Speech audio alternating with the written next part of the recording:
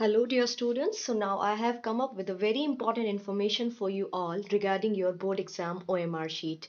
तो आप लोगों की ये OMR sheet रिलीज हो चुकी है जो आपको मिलेगी आपके एग्जाम पेपर्स में आपके आंसर शीट के तौर पर। आप सभी जानते हैं इस बार आपको OMR फिल करनी है, तो कैसे फिल करनी है, you must have the proper idea for that, for removing any inconvenience in exam, so you must be confident enough for that। तो कैसे करनी है चलिए हम लोग देखते हैं। तो हम रीड करेंगे वन बाय वन, पहले सर्कुलर से जो सीबीएसई ने भेजा है कि आपको करना कैसे है। We must have the proper idea for that. तो देखिए, सबसे पहले जो इसमें ऊपर मेंशन है ये थोड़ा ग्रीटिंग्स हैं फॉर द फेस्टिवल सेशन, क्योंकि चल रहे हैं अभी ये सब फेस्टिवल्स हो रहे हैं, तो उसके लिए सीबीएसई ने ग्रीटिंग दिया हुआ है। उसके बाद मेन वर्क स्टार्ट है कि आपको OMR कैसे मिलेगी। देखिए उसमें क्या क्या उसकी फीचर्स हैं। So if you see carefully, यहाँ पर 7th पॉइंट आपकी OMR के बारे में बता रहा है। फर्स्ट पॉइंट में लिखा है कि आपकी OMR में 60 क्वेश्चंस होंगे। ये इसलिए है क्योंकि subject wise number of questions अलग अलग होते हैं, लेकिन सबसे ज्यादा जो नंबर ऑफ क्वेश्चन होंगे वो 60 ही होंगे। 60 से कोई क्वेश्चन पेपर एक्सीड नहीं करेगा।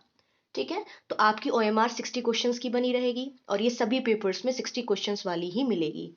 अगर आपके क्वेश्चन पेपर में 45 क्वेश्चन है तो आप 45 तक उसे फिल करेंगे, अगर ज्यादा है तो आप उसे ज्यादा फिल करेंगे। सो आपको अपने क्वेश्चन पेपर के अकॉर्डिंग ही OMR फिल करना है। As you know, in third point it is written कि आपको 4 सर्कल्स मिलेंगे। Here it is given ABCD। हर एक क्वेश्चन के सामने 4 ऑप्शंस होंगे। आप सब जानते हैं आपको डार्क करना है, जिसे वो भी हम आगे सैंपल में भी देखेंगे कि कैसे आप लोग को उसे प्रॉपरली डार्क करना होता है। इसके बाद क्या करना है, आपको 4 ऑप्शन होंगे, उनको डार्क करना है। फिर आफ्टर दैट 4 सर्कल्स के बाद वहां पर क्या होगा, वहां पर एक बॉक्स अलग से दिया जाएगा जिसमें आपको अपना रिस्पॉन्स लिखना होता है। ठीक है, सो ये सब चीजें आगे हम OMR में देखेंगे मेन कि क्या क्या है। तो आपको 4 सर्कल्स मिलेंगे, उसके आगे एक बॉक्स होगा जिसमें आपको अपना रिस्पॉन्स लिखना होगा। ठीक है, फिर आगे एक और बॉक्स होगा, वो इसलिए दिया गया है बेसिकली कि अगर आपने कोई क्वेश्चन अटेम्प्ट नहीं किया है, अगर कोई चॉइस में है या फिर आपको नहीं आता है, तो आपको उससे भी मार्क करना है बॉक्स को। मतलब कोई भी क्वेश्चन के आगे आपको खाली नहीं छोड़ना है। वो कैसे करना है अभी हम देख लेंगे। So main thing is that कि जो बॉक्स है, देखो यहाँ मैं आपको एक बार दिखा देती हूँ कि कैसे करना है। सबसे बड़ी चीज देखो इसमें ये है OMR में कि ये जो ऊपर का डाटा है, ठीक है, ये जो आपका ऊपर का डाटा है ना, ये ऑलरेडी ऑटो फिल होगा, आपको फिल करने की जरूरत नहीं है। ये आपका roll number, your roll number, everything. Yes, your roll number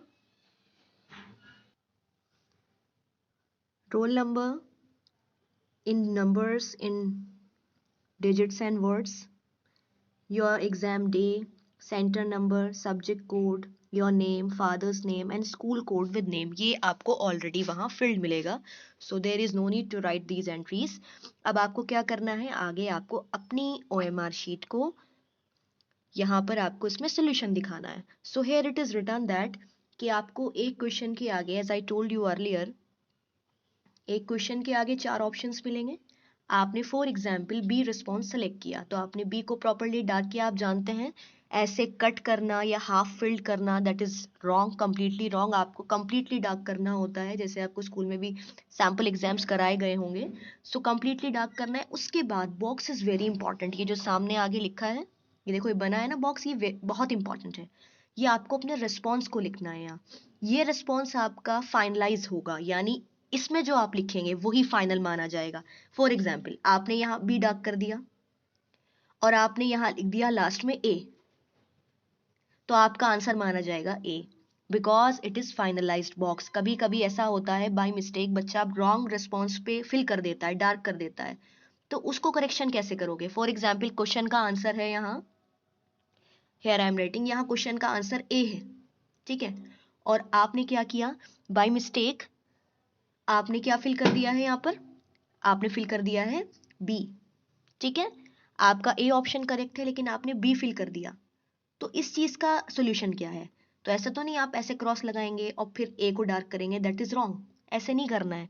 आपको क्या करना है, आपने देखा कि आपने बी ऑप्शन डार्क कर दिया है जबकि वो रॉन्ग है, तो आप अपना रिस्पॉन्स, सही रिस्पॉन्स जो आपका है, जैसे कि आपका रिस्पॉन्स ए है, तो आप बॉक्स में लिख देंगे ए, भले ही आपने यहाँ बी डार्क किया हुआ है। ये आपसे मिस्टेक हो गई है कि आपने बाय मिस्टेक बी को डार्क कर दिया, लेकिन करेक्ट ऑप्शन उसका ए है, तो आपका ए ही चेक होगा। समझ गए आप? तो इसका मतलब ये जो स्टार बॉक्स है ये सबसे इंपॉर्टेंट है, इसके आंसर्स आपके फाइनलाइज आंसर्स हैं। ये पीछे एरर चल सकती है लेकिन आगे एरर नहीं करनी है, और अगर आप श्योर हैं जो आपने बॉक्स में डार्क किया है वही सामने ऑप्शन है तो वो तो कोई प्रॉब्लम की बात है ही नहीं। तो ultimately the final aim to tell this is that कि आपका जो स्टार वाला जो बॉक्स है, ये वाला जिसमें स्टार लिखा हुआ है, ये फाइनलाइज है, ये आपके रिस्पॉन्स को दिखाएगा। इसमें डी ऑप्शन है, इसका सी है, इसका ए है, वॉट एवर इट इज, तो आपको मेन यहाँ से मार्क्स मिलेंगे। तो जो भी आपने यहाँ लिखा होगा टीचर उस पर मार्क्स देगा, ना कि इनको देखकर। I think it is clear. अगर आप ऑब्जर्व करें, देखिए आगे देयर इज अनदर बॉक्स जिसमें यहाँ ये हैश लिखा हुआ है, ये दिखा रहा है darken circle if not attempted. देखो आपके पेपर में अगर 45 क्वेश्चंस आते हैं, कुछ ऑप्शन में भी होंगे, ठीक है, तो आप ऑप्शन वाले छोड़ेंगे, तो जो भी क्वेश्चन आप ड्रॉप करेंगे आपको उसके आगे इस हैश वाले कॉलम में फिल करना है। फॉर एग्जाम्पल 4 और 5 में ऑप्शन आ गया और, ठीक है, आपने ऊपर 4 को अटेम्प्ट कर लिया और यहाँ बॉक्स में फिल कर दिया, इसका सी आंसर है, और सी को आपने डार्क कर दिया, ठीक है, और आपने फिफ्थ क्वेश्चन को छोड़ दिया, ये आप क्या कर रहे हैं, इसे आप ऑप्शनल में छोड़ रहे हैं। तो इसको छोड़ने के बाद आप फिफ्थ पे डार्क करेंगे, यानी आपने फिफ्थ क्वेश्चन को अटेम्प्ट नहीं किया है। तो हैश बॉक्स किसको दिखाएगा? It will show the circles and those questions which are not attempted, यानी ये जो आपके हैश बॉक्स वाले सारे सर्कल्स हैं ये दिखाते हैं कि आपने क्वेश्चन अटेम्प्ट नहीं किया है।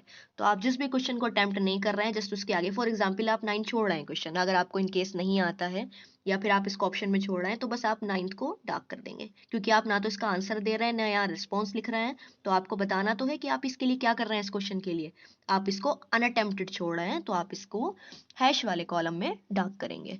Is it clear? So this way you have to fill your OMR sheet.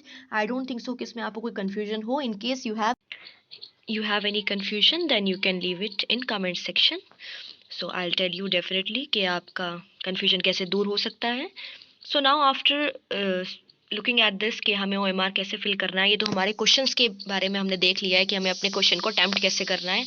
ऊपर देखिए यहाँ पर one rectangular box is given.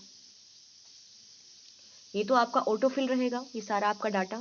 अब यहाँ पर क्वेश्चन पेपर कोड, ये आपको वहीं लिखना है, अपने एग्जाम हॉल में ही लिखेंगे आप लोग, जो भी आपको क्वेश्चन पेपर मिलेगा उसके ऊपर कोड रिटर्न होगा ऑलरेडी, तो वो आपको यहाँ देखकर फिल करना है। तो आपको अगर कोई इनकेस कंफ्यूजन है उसमें भी कि कैसे फिल करना है, तो आपके इन्विजिलेटर वहाँ रहेंगे, रॉन्ग बिल्कुल नहीं करना है, आपको उनकी हेल्प से फिल करना है, आपको गाइड जरूर करेंगे कि किस बॉक्स में आपको क्या फिल करना है। तो ये पूरा क्वेश्चन पेपर कोड आपके पेपर पर आपको एज इट इज इतने ही डिजिट्स का, जितने यहाँ बॉक्स हैं या जैसे भी होगा आपको वहां मिलेगा, तो उसके लिए कोई प्रॉब्लम की बात नहीं है। तो बस आपको क्या करना है, अपनी OMR शीट में आपको सिंपली, ये तो ऑटो फिल है, आपको करना है अपना क्वेश्चन पेपर कोड फिल, उसके बाद आप आएंगे दीज रिस्पॉन्सेज, ये जो आपके क्वेश्चन हैं पेपर में उसको अटेम्प्ट करना है। Then you have a very important writing section over here, जो आपको करना है मेन काम, that is here. After giving responses of all question, जो भी आपके क्वेश्चन पेपर में है, आपने रेस्पॉन्स सभी का दिया है, अटेम्प्ट किए हैं उनका भी दिया है, जो अनअटेम्प्टेड है उसको भी लिखा है कि ये अटेम्प्ट नहीं किया है, उसके लिए भी एक स्पेशल बॉक्स आपको देखा है, हैश वाला कॉलम है। आपने पूरा प्रॉपरली अपना रिवाइज कर लिया, उसके बाद आप इस चीज़ को डिक्लेयर करेंगे कि आपने प्रॉपर वेरिफिकेशन कर दिया है। अब आप आगे कोई क्लेम नहीं करेंगे कि आपने देखा नहीं था या जो भी प्रॉब्लम आई, इसलिए आपको अपना कंफर्मेशन यहाँ रिटर्न में अपना देना है। तो आप क्या लिखेंगे in this box? I confirm that all particulars given above are correct. ये जो बात यहाँ लिखी हुई है ये आपको अपनी राइटिंग में खुद लिखनी है यहाँ, ताकि आपकी राइटिंग को भी जैसे भी for future reference if board want to use it, तो उसे क्रॉस चेक करने के लिए भी इस्तेमाल किया जा सके।